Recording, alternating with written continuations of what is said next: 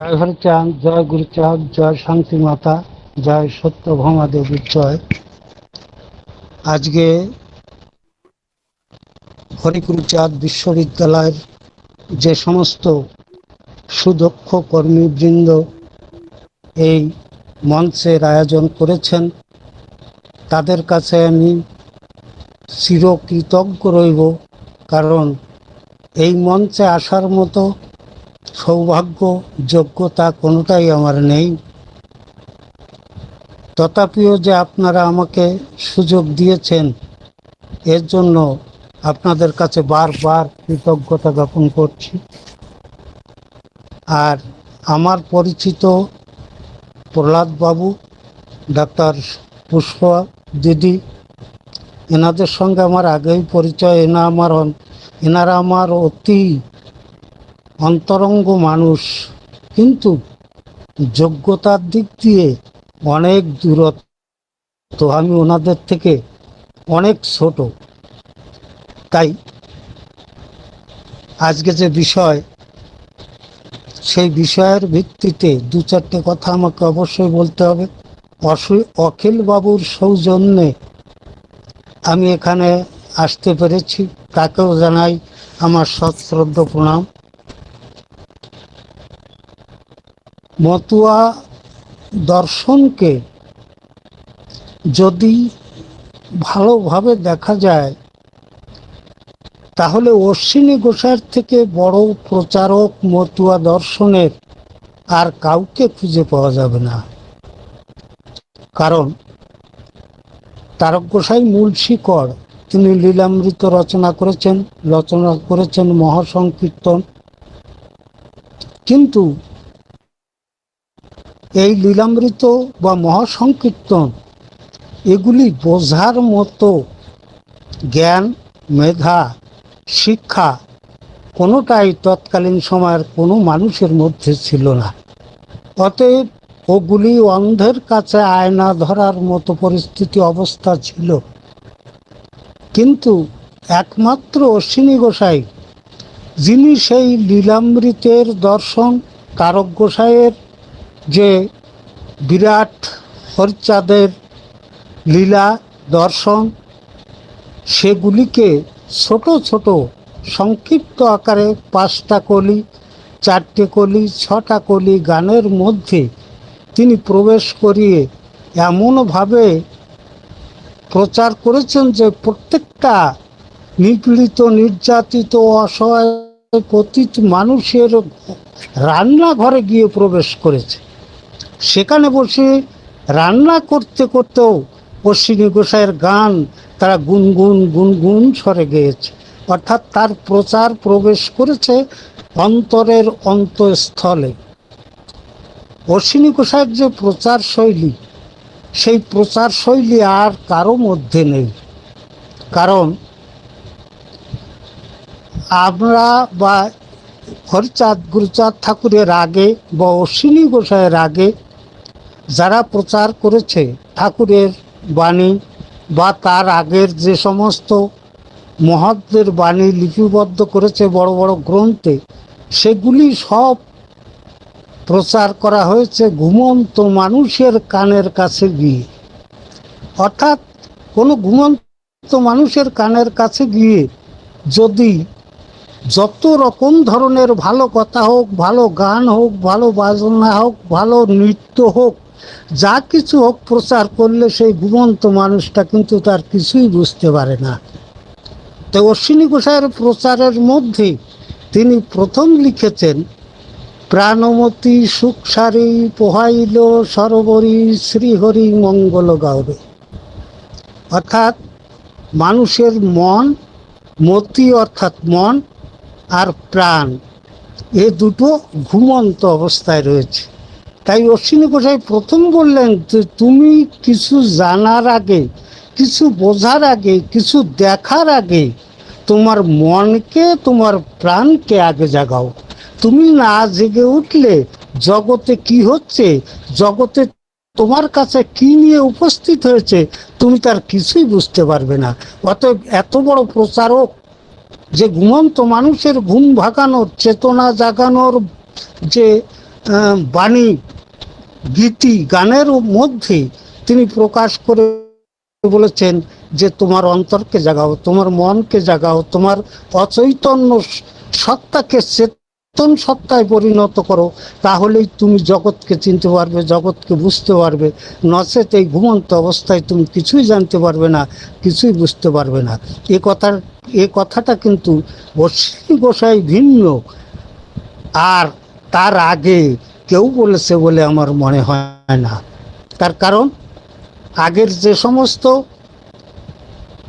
প্রভাতী সঙ্গীত আমরা শুনতে পাই তার মধ্যে রয়েছে রাই জাগো বলে সুকোসারি ডাকে, পত নিদ্রা যাও হে রাধে শ্যামনাগরের কোলে। এই যে রাইকে জাগানোর চেষ্টা করা হচ্ছে, শ্যামকে জাগানোর চেষ্টা করা হচ্ছে, ওই শশী রঙ্গিনা মাঝে গৌর চাঁদ নাচিয়া বেড়ায় রে, এই যে প্রভাতী সঙ্গীত, এতে তো মানুষের চৈতন্য সত্তা জাগে না, মানুষের মন জাগে না, মানুষের প্রাণও জাগে না। অতএব ওই ঘুমন্ত অবস্থায় যত প্রচার তার কানের ধার দিয়ে করে যাক না কেন, তার কোনোটাই কাজ হয়নি। অশ্বিনী গোসাই তাই প্রথম বলেছেন তোমার চৈতন্য সত্তাকে তুমি জাগৃত করো, তারপর তুমি জানতে পারবে। আর চৈতন্য সত্তা কি করে জাগৃত হবে সেই উপদেশ তার গানের মধ্যে, অনেক গানের মধ্যে তিনি বলেছেন। যেমন পররে মন মানুষ বর্ত নিত্য মানুষের সাধনা। হরিচাঁদ ঠাকুরের কথা বললেন তিনি যে বর্তমানের মানুষের সাধনা করো, অনুমান কায়া শূন্য ছায়ার কেন করো ভাবনা। তাহলে নিত্য যার লয় নেই ক্ষয় নেই সে তাকে বলে নিত্য, যার ক্ষয় আছে লয় আছে তাকে বলে অনিত্য। তাহলে নিত্য মানুষের সাধনা করার কথা বলেছেন। সেই নিত্য মানুষ কি? জগতে যত মানুষ জন্মায় সকলেই ক্ষয়শীল। শৈশব থেকে বার্ধক্য পর্যন্ত মুহুর্মুহু প্রতি মুহূর্তে তাকে ক্ষয়ের দিকে নিয়ে যাচ্ছে, নিতে নিতে একসময় শ্মশান ঘাটে, তারপরে তার অস্তিত্বই থাকে না। তাহলে অশ্বিনী গোসাই কেন বললেন যে নিত্য মানুষের সাধনা করার জন্য? তার কারণ যে মানুষের বাণী, যে মানুষের চলা, যে মানুষের বলা, যে মানুষের ক্রিয়া অর্থাৎ কর্ম সর্বকালের সর্ব মানুষের জন্য, যার লয় নেই, যার ক্ষয় নেই, যা চিরচরিতভাবে আজ যেমন প্রযোজ্য, কালও তেমনি প্রযোজ্য, অতীতেও তেমনি প্রযোজ্য ছিল, তাকে বলা হয় নিত্য মানুষ। তার মৃত্যু ঘটে না, তার বাণীর মধ্যে, তার কথার মধ্যে, তার জগতের কাছে বিলানো যে জ্ঞান, সেই জ্ঞানের মধ্যে তিনি জীবিত, তিনি নিত্য, তিনি চির অমৃতময়। তাই বলছে কররে মন মানুষ বর্ত নিত্য মানুষের সাধনা, অনুমান কায়া শূন্য ছায়ার কেন করো ভাবনা। যার সাধনা আমরা এ যাবৎ ধরে করে এসেছি তারা সব অনুমানিক, তাদের আমরা কেউ দেখিনি, তাদের কোনো বাণী শুনিনি, তাদের কোনো কথা জানি না, তাদের সঙ্গে আমার মেশামেশি হয়নি, তাদের সঙ্গে আমার অন্তরের কোনো ভাব বিনিময় হয়নি। যার কাছে যেতে হলে একটা মিডিয়েটর লাগতো আমার কথা পৌঁছানোর জন্য, তাকে বলে অনুমান কায়া শূন্য। আমি যে কথাটা বললাম সে কথাটা তার কাছে গিয়ে কিভাবে পৌঁছাচ্ছে সে কথাটা আমার জানা নেই, সে জ্ঞান আমার নেই। তো সেটা হচ্ছে অনুমানিকভাবে আমি তার কাছে পৌঁছে দিলাম, কিন্তু সে পৌঁছলো কিনা সেটা আমি জানি না। কিন্তু হরিচাঁদ যিনি, গুরুচাঁদ যিনি, তার যে নিত্য সত্য চির অমৃত অমর বাণী, সেই বাণীর সঙ্গে এবং তার সঙ্গে আমার ওতপ্রোতভাবে ভাব জড়িত। যার জন্য হরিচাঁদ ঠাকুর বলেছিলেন মানুষে আসিয়া মানুষে মিশিয়া করিব মানুষ লীলে, সেই সে সময় চিনিবে আমায় পুনশ্চ মানুষ হলে। কার সঙ্গে মিশবে? মানুষের সঙ্গে মিশবে। কি হয়ে আসবে? মানুষ হয়ে আসবে। লীলা করবে কি? মানুষের লীলা করবে। অর্থাৎ তার সঙ্গে আমি ওতপ্রোতভাবে জড়িত হতে পারবো। আমার অন্তরের বেদন যেমন তাকে জানাতে পারবো, আমার অন্তরের বেদন বুঝিয়ে তিনি আমার সেই অন্তর বেদনের জায়গায় আমার ঔষধি প্রয়োগ করে আমাকে সুন্দর করে গড়ে তুলতে পারবেন। তাই বলছেন অনুমান কায়া শূন্য, ছায়ার কেন করো পারবো না। একটা কথা, যে ছেলে মেয়ে শিক্ষা দাও, একটু আগে আমাদের প্রহ্লাদবাবু বলতেছিলেন খাও না খাও তাতে ক্ষতি নাই, ছেলে মেয়ে শিক্ষা দাও ওই আমি চাই। এ কথাটা কি কোনোদিন শিক্ষা মানুষের জীবনে কখনো কি প্রয়োজন হবে না? আজ আছে, ওটা কি কাল থাকবে না? ওটা নিশ্চয়ই থাকবে। ওটা চিরকালের জন্য, ওটা অনন্তকালের জন্য, খালি এর পূর্বে ছিল না। হরিচাঁদ আসার পরের থেকে এটা শুরু হয়েছে এবং অনন্তকালের মানুষ যতদিন বেঁচে থাকবে ততদিন পর্যন্ত এ তার পক্ষে প্রযোজ্য। তাই বলছেন যে তিনি নিত্য মানুষ, তার যে বাণী, সে বাণীগুলো নিত্য, যা সকল কালের সকল মানুষের জন্য প্রযোজ্য। তাই বলছে কররে মন মানুষ বর্ত, নিত্য মানুষের সাধনা। অশ্বিনী গোসাই ভালো করে আমাদের পূর্বে ঘুমন্ত অবস্থায় আমরা যা করেছি, চেতন লাভ করার পরে আমরা বুঝেছি সেটা উল্টো, তাও অশ্বিনী গোসাই তার গানের মধ্যে প্রকাশ করেছেন। যেমন সংসার ও সাগর রূপে ভাই হারে মানুষ মিন সেজেছে। পূর্বে আমাদের গীতায় লেখা আছে পরিত্রাণায় সাধুনাং বিনাশায় দুষ্কৃতম ধর্ম সংস্থাপনার্থায় সম্ভব আমি যুগে যুগে। তার মানে ভগবান কি জন্য আইছেন? সাধু দিগের পরিত্রাণ করতে, অসাধু দিগের বিনাশ করতে এবং ধর্ম সংস্থাপন করতে তিনি যুগে যুগে আসেন। অশ্বিনী গোসাই কি বললেন? সাধু মহন্ত মকর যারা, জালের ফাঁস কেটে যেতেছে তারা, হৃদয় শক্তি পোড়া। তাহলে সাধুদের জন্য ভগবানের দরকার নেই। সাধু মহন্ত যারা, তারা নিজেদের সাধন বলে যে মাইক জগতের মায়ার ফাঁস, মায়ার জাল এবং যত রকম কঠিনতম জালে মানুষ বন্দী হয়, আবদ্ধ হয়, সে জাল কাটার ক্ষমতা সাধু মহন্তদের আছে। তাদের জন্য ভগবানের কোনো সহায়তা দরকার নেই, কোনো সাহায্যের দরকার নেই। সাহায্য কাদের দরকার? যাদের বিনাশ করতে চাইছেন, যাদের মেরে ফেলতে চাইছেন, তাদের পিছনে ভগবানের দরকার। যে অসাধু যারা, তারা সাধুতার কাছে পৌঁছতে পারেনি কেন?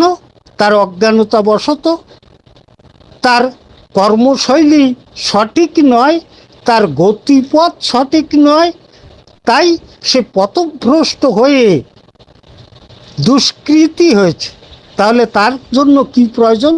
তাকে সঠিক পথে এনে দেওয়া, তার যে জ্ঞানকোষ, সেই জ্ঞানকোষগুলিকে খুলে দেওয়া, তার মধ্যে বিদ্যাদান করা এবং তার জীবনের অর্থনৈতিক অবস্থা, সামাজিক অবস্থা, শিক্ষানৈতিক অবস্থা, সমস্ত অবস্থাকে যদি সুচারুরূপে পরিপূরণ করে তাকে সঠিক পথে চালিয়ে দেওয়া যায়, তাহলে সেও সাধু হতে পারে।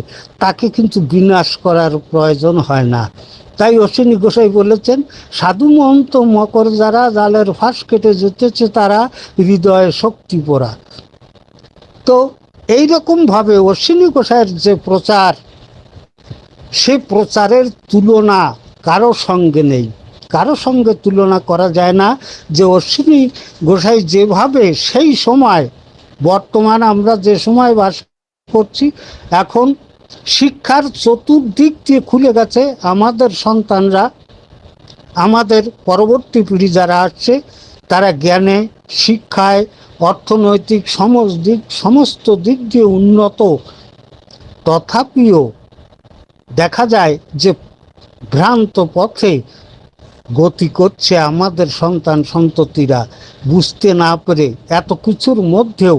কিন্তু হরিচাঁদ গুরুচাঁদ ঠাকুরের যে যুগ, হরিচাঁদ গুরুচাঁদ ঠাকুরের সময়, সেই সময় দাঁড়িয়ে বলার মতো ক্ষমতা যার পিছনে কেউ ছিল না, শুধু হরিচাঁদ ঠাকুর। সেই সময় দাঁড়িয়ে তিনি বলেছেন যে কুকুরের শ্রেষ্ঠ প্রসাদ পেলে খাই, বেদবিধি শৌচাচার নাহি মানি তাই। তার কারণ এই যে বেদ বিধি শৌচাচার এতে মানুষকে কুশিক্ষা দিয়ে মানুষকে অন্ধকারে পতিত করছে। অতএব এগুলিকে আমি মানতে চাই না। সহজভাবে একটা গতি চলতে, সেই গতিতে হঠাৎ বাদ দিয়ে দিলেন হরিচাঁদ ঠাকুর, বাদ দিয়ে তার মোড় যখন ঘুরিয়ে দিলেন তখনই ক্ষেপে উঠল সমস্ত সমাজ। আর সেই ক্ষিপ্ত সমাজের সঙ্গে সংঘর্ষ করার জন্য হরিচাঁদ ঠাকুরের পিছনে, গুরুচাঁদ ঠাকুরের পিছনে, তারক গোসাইয়ের পিছনে, অশ্বিনী গোসাইয়ের পিছনে, সেই সময়কার প্রচারক যারা ছিল তাদের পিছনে কিন্তু কেউ ছিল না। আজকে আমাদের পিছনে হাজার হাজার লক্ষ লক্ষ কোটি কোটি মানুষ আছে যারা আমাদেরকে সাপোর্ট দেওয়ার জন্য, কারণ হরিচাঁদ গুরুচাঁদের দর্শন যাদের মস্তিষ্ক কোষে ঢুকেছে তারা দুবাহু বিস্তার করে, দুবাহু উত্তোলন করে, বুক ফুলিয়ে তারা যখনই হরিচাঁদ গুরুচাঁদের ভক্তের মুখ দিয়ে হরিচাঁদের বাণী বেরোবে তার প্রতিবাদ বা তার সঙ্গে যখনই কেউ যুদ্ধ করতে আসবে সেই যুদ্ধের সঙ্গে প্রতিবাদ করতে হাজার হাজার লক্ষ লক্ষ মানুষ জুটবে, কিন্তু তখন জুটত না। আর সেই সময় কত বড় শক্তিধর, কত বড় মহা মানব, মহাশক্তিধর, তাকে যে কত বড় কি টাইটেল দিলে তার সম্পূর্ণ হবে সেটাও আমার জানা নেই। কারণ ওই পূর্ণ ব্রহ্ম, পূর্ণ অবতার, পতিত পাবন, এই সমস্ত টাইটেল তার কাছে অতি ক্ষুদ্র হয়ে যায়। কারণ তার টাইটেল দেওয়ার মতো জগতে কিছু আছে কি না তা জানা নেই। এ কথাটা বুঝেছিল অশ্বিনী গোসাই, বুঝে তাই তার গানের মধ্যে তিনি লিখেছিলেন, হরি তোমারই তুলনা তুমি। কারণ হরির সঙ্গে তুলনা করার মতো বিশ্বে, সৌর জগতে তিনি কোথাও খুঁজে পাননি যে হরির সঙ্গে তুলনা করা যায় এমন কিছু এই জগতের মধ্যে আছে। তাই তিনি লিখেছিলেন, হরি তোমারই তুলনা তুমি। আমার পুষ্পদিদি একটা কথা বলেছেন যে একজন নিরক্ষর মানুষ, আমরা যখন তার জীবনী খুঁজতে যাই, খুঁজতে গিয়ে দেখি এমন এক হত দরিদ্র পরিবারে তার জন্মগ্রহণ করেছিলেন। তিনি বাংলা 1280 সালে, ইংরাজি 1873 সালে। তো সেই সময় দারিদ্রতার কষাঘাত একদিকে, কিছুদিন পরে তার খুবই অল্প বয়সে মাতৃবিয়োগ ঘটে। তারপর বাবা পুনরায় বিবাহ করে, বিবাহ করার পরে তার পিতৃবিয়োগ ঘটে। সেই পিতৃবিয়োগ যখন ঘটে যায় তখন তার সংসার চালানোর মতো কোনো পরিস্থিতিই থাকে না। এর মতো অবস্থায় তিনি পরের বাড়িতে কাজ করার চেষ্টা করেন, কিন্তু তার মধ্যে যে ভাব, তার মধ্যে যে ওই ঈশ্বরের এক ঐশী শক্তি নিয়ে তিনি জন্মগ্রহণ করেছিলেন, সেই ঐশী শক্তির প্রভাব তাকে সবসময় ভাব লহমায়, ভাব বিগলিত করে রাখত। যার জন্য একজন কাজে নিলে দেখে যে অশ্বিনী কাজ করছে না, সে গান গাচ্ছে, নইলে অন্য কিছু চিন্তা করছে, নইলে হতভম্বের মতো বসে আছে। অতএব তাকে কেউ কাজেও নিতে চাইতো না। শেষমেশ তারক গোসাইয়ের বাড়িতে তিনি কাজ করেন। সেই তারক গোসাইয়ের বাড়িতে যখন অশ্বিনী থাকেন তখন তারক গোসাই তৎকালীন সময়ের সর্বশ্রেষ্ঠ কবি। সেই সর্বশ্রেষ্ঠ কবির বাড়িতে থেকে অশ্বিনী গোসাই নিজে নিজে যখন গান রচনা করে তিনি গাইতেন, তারক গোসাই তার সোলকে চিনেছিলেন যে এক বিচিত্র শক্তিধর পুরুষ, এমন পুরুষ ক্ষণ জন্মা। অর্থাৎ বিশ্বের বুকে সব সময় এই সমস্ত মানুষ জন্মায় না, অতএব একে কাজে লাগাতে হবে। তাই তারক গোসাই কী করলেন, তাকে হরিচাঁদ ঠাকুর, গুরুচাঁদ ঠাকুরের কাছে নিয়ে গেলেন। গুরুচাঁদ ঠাকুরের কাছে নেওয়ার পর মহানন্দ পাগলের কাছে তাকে দিলেন, দিয়ে তাকে কবিগান শিখালেন। কবিগান শিখিয়ে হরিবর সরকারের সঙ্গে তার কবির জোট করলেন। কবির জোট যখন করলেন, এত বড় আত্মসমর্পিত ভক্ত যে হরিচাঁদ ঠাকুরেরকে এমনভাবে তিনি চিনেছিলেন এবং এমনভাবে বুঝেছিলেন, তিনি হরিচাঁদ ঠাকুরকে ভাবতেন ঠিক একটা রসগোল্লার মতো, কারণ ওর যেদিকে চাটা দেওয়া হবে সেই দিকেই মিষ্টি, অর্থাৎ যার মধ্যে কোনো তিতো ভাবই নেই। কবি গান গাইতে গিয়ে দেখেন কবির স্বভাব হচ্ছে একজনে আরেকজনের কুৎসা প্রকাশ করা। তা যখন হরিচাঁদ ঠাকুরের কুৎসা প্রকাশ করতে থাকে অশ্বিনী গোসাই, তখন ওইখানেই তার কবি জীবনের সমাপ্তি ঘটে। চলে আসেন আসরের থেকে, যে বলেন যে যেখানে আমার হরি নিন্দা করতে হয় সেই জায়গায় আমি থাকতে রাজি নই। কারণ তাকে যারা দেখিনি, তাকে যারা বুঝিনি, তাকে যারা চিনিনি, নিন্দা করা তাদের পক্ষেই সম্ভব। যারা দেখেছে, যারা চিনেছে, যারা বুঝেছে, তারা তো এর আলোকময় জীবনশৈলীতে অন্ধকার তারা কোথাও খুঁজে পাবে না। যারা অন্ধকারকে খুঁজে বের করছে তারা তার স্বরূপ কখনো দর্শন করতে পারেননি। তাই অশ্বিনী গোসাই ছেড়ে চলে এসেছিলেন। এই শক্তি তার মধ্যে কি করে প্রবেশ করলো, এটা একটা বিরাট প্রশ্ন। দিদি যে প্রশ্নটি করেছেন সেটা হচ্ছে যে অশ্বিনী গোসাই এর কিছুই করেন নাই। যখন গুরুচাঁদের কাছে গুরুচাঁদ ঠাকুর দেখেন যে আমার বাবার জন্মগ্রহণ করেছেন এই জগতে, দ্বিতীয়বার তিনি আর জন্মগ্রহণ করবেন না এবং কোনো দিন আসবে না। অশ্বিনী গোসাই লিখেছেন, এমন দয়াল অবতার হয় নাই, হবে না রে আর।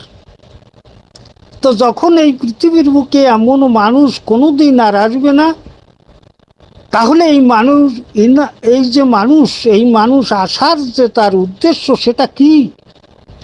অনন্ত কোটি মানুষ তাদের মানবতা ভুলে তারা মানুষ হয়ে এমন এক জায়গায় এমনভাবে বাঁচছে যেটা পশুর থেকে আরও নির্মম জীবনযাপন। তাদেরকে সেইখান থেকে তুলে মানুষ করে গড়ে রাখার জন্য, গড়ে তোলার জন্য আমার বাবার আবির্ভাব। গুরুচাঁদ ঠাকুর বললেন, নিচ হয়ে করিব নিচেরও উদ্ধার, অতি নিচে না নামিলে কিসের অবতার। এখরই নাম মধ্যে গুণ দিয়ে সব নিচজনে করাইব পরম বৈষ্ণব। এসব হরিচাঁদ ঠাকুরের অনন্তকালের বাণী। তাহলে বাবা চলে যাওয়ার পর আমি, বাবার সমস্ত শক্তি আমাকে দিয়ে গেলেন। আমি নাই ছেড়ে যাব জানিও বিশেষ, গুরুচাঁদ দেহেই করিনু প্রবেশ। গুরুচাঁদে ভক্তি করিস মোর মতো, যাহা চাবি তাহা পাবি মনোনীত যত। তাহলে বাবা আমার মধ্যে, এইবার বাবার সমস্ত শক্তি আমার দেহরূপ আধারের মধ্যে থেকে তিনি প্রকাশ করছেন। এর একটাও আমার নয়, যা প্রকাশ করছি সব বাবার। আমি আমার দেহ যখন ছেড়ে যাব তখন আমার সঙ্গে সঙ্গে আমার বাবার সমস্ত শক্তি এই জগৎ থেকে বিদায় নেবে। অর্থাৎ বাবার যে উদ্দেশ্য, এই নিপীড়িত পতিত সমাজকে, যারা অজ্ঞানতার অতল তলে ডুবে রয়েছে, তাদের আর উত্তরণ করা হবে না। কি করে উত্তরণ করা যায়? সেই উত্তরণ করার জন্য তিনি তার ঐশী শক্তি ওই অশ্বিনীর ভিতরে প্রবেশ করিয়ে অশ্বিনীকে বলেছিলেন যে, অশ্বিনী তুই ওরাকান্তি বসে খালি খালি খাস, কোনো কাজ করিস না। অশ্বিনী বলল যে, আমি তো কাজে লাগার জন্যই তোমার কাছে এসেছি, তুমি আমাকে লাগাও না কেন? তখন তিনি বলল, তুই কাজ কর। অশ্বিনী গোসাই যখন কাজ করতে যেয়ে দেখে যে এই অনন্ত সমুদ্র, অনন্ত জ্ঞান রাশি, অনন্ত আলোক, এর আমি কোথার থেকে কি বিশ্লেষণ করব, এর কোথার থেকে আমি প্রচার করব, আর কোথার থেকে প্রচার শুরু করব, তিনি দিক দিশা পেলেন না। না পেয়ে তিনি গুরুচাঁদের কাছে নিজেকে সমর্পণ করে দিলেন। ওই সমর্পিত দেহ মম আমিত্ব কি আর, আমিত্ব স্বামিত্ব তুমি সর্বমূলাধার। অর্থাৎ আমার দ্বারা এ সম্ভব না, তুমি যদি পারো আমার মধ্যে প্রবেশ করো আর আমাকে তোমার মধ্যে নিয়ে এই দুইকে যদি এক করে দিতে পারো, তাহলে তোমার এই প্রচার সম্ভব, নচেৎ প্রচার সম্ভব নয়। অর্থাৎ অশ্বিনীর কাছ থেকে যা আমরা পেয়েছি, এ অনন্তকালের এক চির সত্য, চির অভিনব এক সম্পদ, যার কোনো লয় নেই, যার কোনো ক্ষয় নেই। আমাদের মতো ক্ষুদ্র প্রচারক যারা আজ প্রচারক করব, কালকে আমার দেহ বিনষ্ট হয়ে যাবে, আমার কথা কেউ মনে রাখবে না, আমার প্রচারটাও, আমার যে বক্তব্য সেটাও একদিন কালের গর্বে হারিয়ে যাবে। কিন্তু অশ্বিনী গোসাই কালের গর্বে কখনো হারাবার নয়। এটাই হচ্ছে অশ্বিনী গোসাইয়ের প্রচার। আর এই অশ্বিনী গোসাই প্রচার করতে গিয়ে নিজেকে এমনভাবে তৈরি করেছিলেন যে তার যে জীবনী, সেই জীবনীকে যদি কোনো মানুষ, কোনো ভক্ত অনুসরণ করে, তাহলে সে একজন বিরাট প্রচারক হয়ে যাবে তার জীবন শৈলী দিয়ে। তার ভাব, তার কান্তি, তার যে বাচন শৈলী, তার যে সুর, এ সমস্ত কিছুই সমস্ত জায়গায় প্রযোজ্য। আজকে যেমন আগামী দিনেও তেমনি তেমন হয়ে থাকবে, এতে কোনো সন্দেহ নেই। অর্থাৎ অশ্বিনী গোসাইয়ের থেকে বড় প্রচারক মতুয়া জগতে আর কেউ আছে বলে আমার মনে হয় না। যাই হোক, আমার পেছনে আরও বড় বড় বক্তারা আছেন। আমি যদি কোনো ভুল ত্রুটি বলে থাকি আমাকে ক্ষমা করবেন। আজকের মতো আমার এই বক্তব্য আমি এখানেই রাখছি। সকলকে আর একবার ধন্যবাদ ও প্রণাম জানিয়ে আমার বক্তব্য রাখছি। জয় হরিচাঁদ, জয় গুরুচাঁদ।